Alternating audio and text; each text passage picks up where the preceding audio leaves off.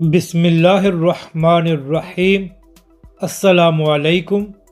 آپ دیکھ رہے ہیں یوٹیوب چینل عام سی باتیں۔ شیخ رشید، اب کیوں بھاگ رہے ہو؟ تحریک لبیک پر ظلم کی سزا مل گئی۔ اس ویڈیو میں ہم اسی کے متعلق بات کریں گے۔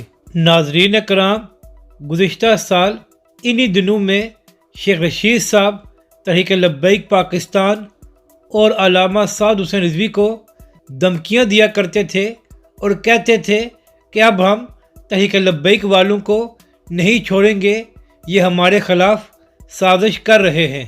اور اس کے بعد جو کچھ تحریک لبیک پاکستان اور علامہ سعد حسین رضوی کے خلاف ہوا، اس کا سب سے اہم کردار شیخ رشید تھا، کیونکہ یہی وزیر داخلہ تھے اور انہی کے حکم پر سب کچھ کیا جا رہا تھا۔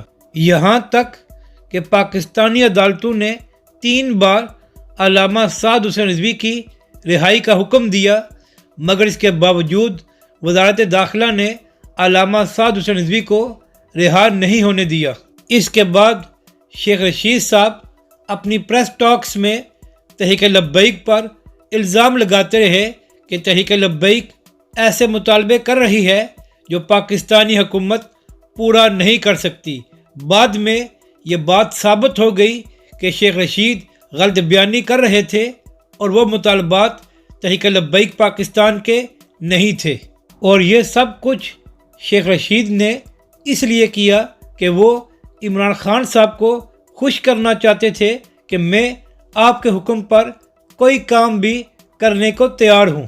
مگر مکافات عمل دیکھیں کہ ٹھیک 1 سال بعد عمران خان صاحب کے خلاف تحریک عدم اعتماد کامیاب ہونے جا رہی ہے، اور 2 دن بعد شاید عمران خان صاحب پاکستان کے وزیر اعظم نہیں ہوں گے۔ اور دوسری جانب شیخ رشید کا یہ بیان سامنے آیا ہے کہ ہو سکتا ہے کہ وہ پرسوں تک سیاست ہی چھوڑ دیں۔ تو جن لوگوں نے تحریک لبیک پر ظلم کیا تھا وہ آج خود سیاست چھوڑنے کی بات کر رہے ہیں، یعنی کہ شیخ رشید اب بھاگنے پر مجبور ہو گئے ہیں، جبکہ دوسری جانب تحریک لبیک پاکستان اپنی جگہ پر قائم ہے۔